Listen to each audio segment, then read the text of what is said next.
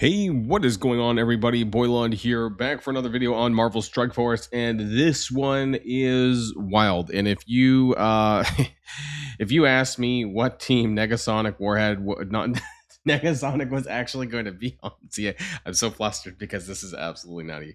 So there was an announcement about the new this new team that's coming out called the Secret Warriors, who, from my understanding, way back in the day when this game launched at OG, was based on Quake, who had a tag called the Secret Warriors, just did nothing back then.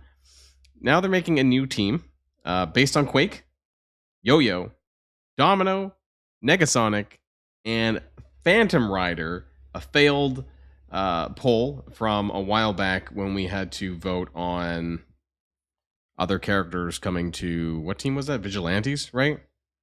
Isn't that when we got Hitmonkey? Pretty sure. So this is like a hodgepodge, or not the wrong word, like a thrown together, like it's messed up team, like 2 Inhumans, 2 mutants, and Phantom Rider. They released a blog post. We're going to cover this a little bit. Before we jump into that, though, I do want to talk about the command center, some of the stuff that has started up to date. I don't know why I get like super weird lag when I hit that tab. Anyways, we have Broken King week, the new weekly. So log in for 4 days, collecting costume credits. Where are you getting these costume credits? It's in Broken King week 3 in the rewards track. I was like, where was it again? So it's in there. Now, it's just silly because I think the total amount they give you is not even enough to buy a full costume. It's absolutely wild. Anyways, you're going to get this done later on this week when you do Cosmic Crucible for the Ultimate 32. And I don't think you need any of the premium stuff to get this done. Make sure you're still doing your null finale dailies. Make sure you're rating with your gear to 20 characters. It's going to be important to get to the 7 red, of course. And if you haven't watched my video on the math for that, I've already broken that down, I think, sometime last week. So if you still need that, go check that one out. And we also have the start of the Flame of Tomorrow event. There was a little bit of buggery going on with this event because it previously didn't show limits on that, but they did fix that. So that's fine. There, I blew all of my energy, and I think the Mindlock Orb Fragments is only in the offers. Right? There we go. So the chance of getting... Now, I want to look at that, actually. So it's 20 Canadian, maybe 15 US, for a Mindlock Orb. Okay, anything else? No. All that's for real money.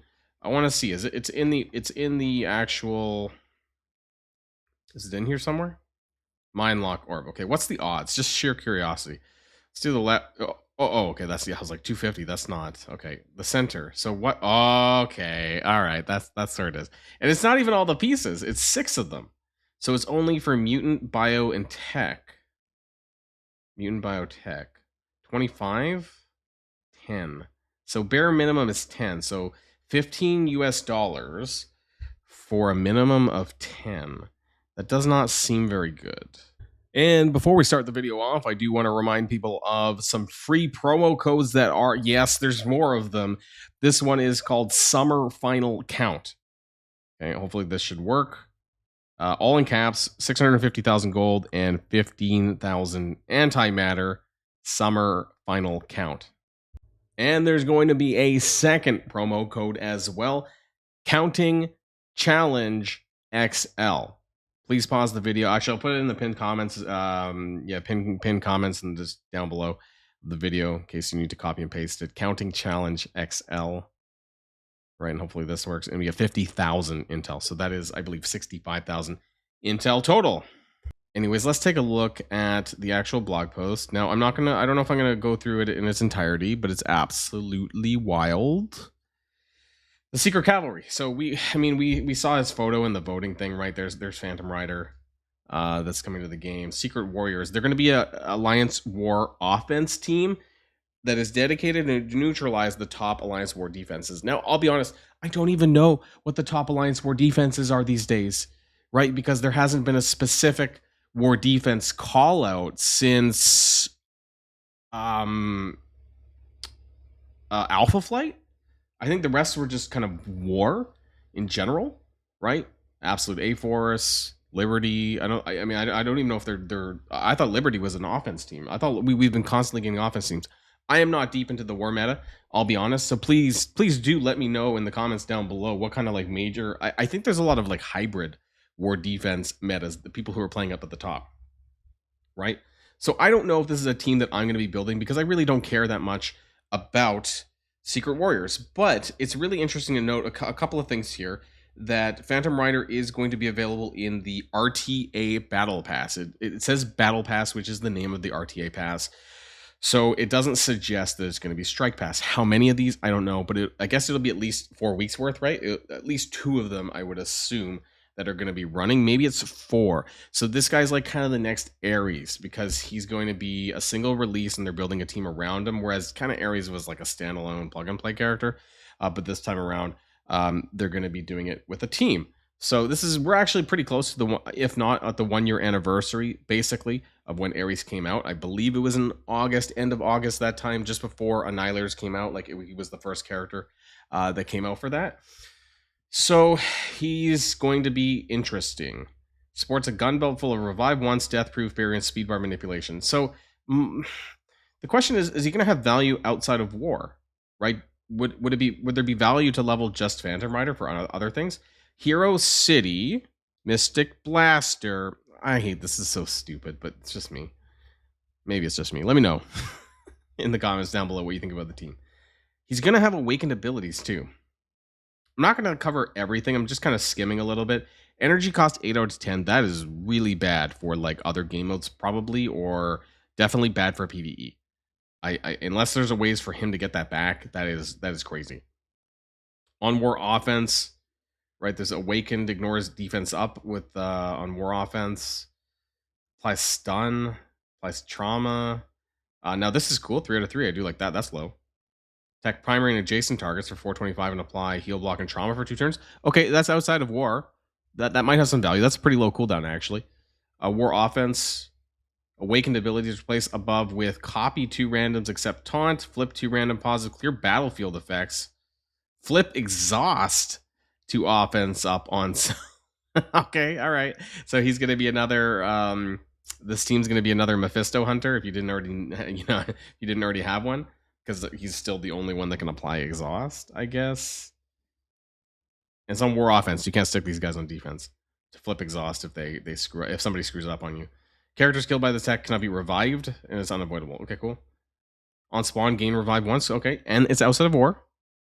On turn, attack all enemy. Wait, what? What?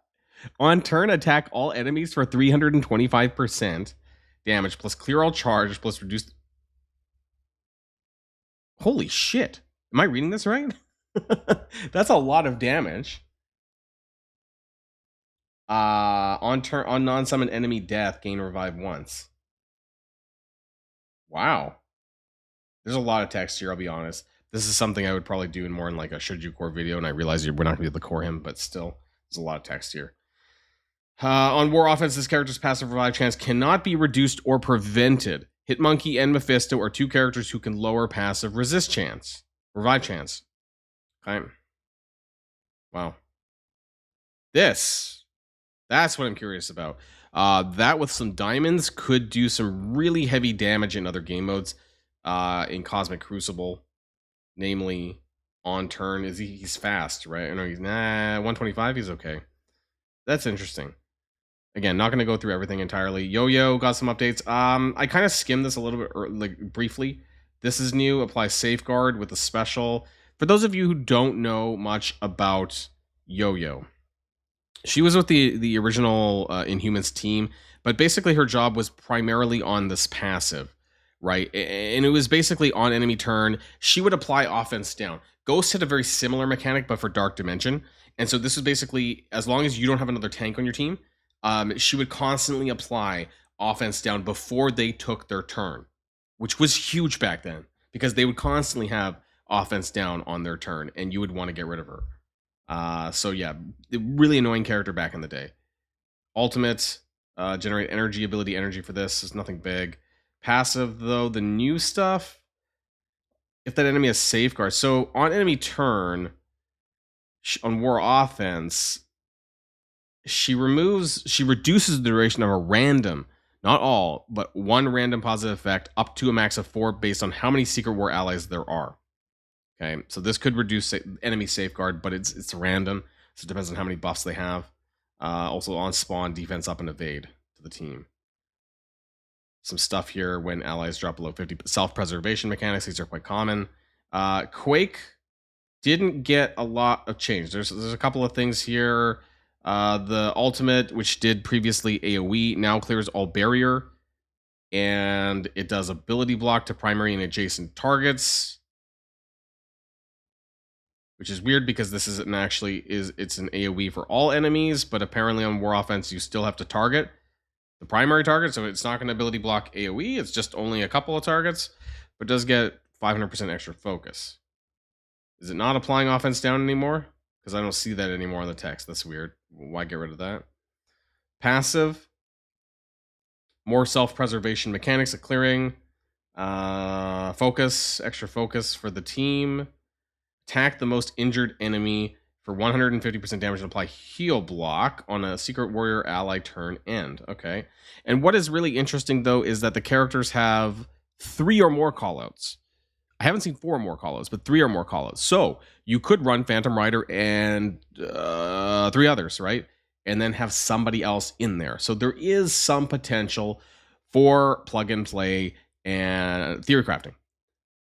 Maybe not plug and play, but with plug and play for others, right? Maybe Quasar or something like this. And so it does make me wonder, and I don't know. I haven't read the kits yet in its entirety, and I'm not a war expert. So I think this is something where I would wait and see what other people feel about this. Who is the character you can sub outright? Some of them had kind of lackluster reworks. Now, what I find really interesting, lower crit damage by 100%. So if they're critting you, they're barely doing any damage at all. So that's pretty interesting, as long as they have ability block. Domino didn't seem to get much. I wonder if she's the one to kick out. She does clear some negative effects from the team a little bit. She applies Disrupt, but really it's not much. There's this 5% speed bar and apply offense up on spawn. 5% is not a lot. She does apply additional minus 15% crit damage to all enemies, but you're already getting 100% from Quake up here with enemies with ability block.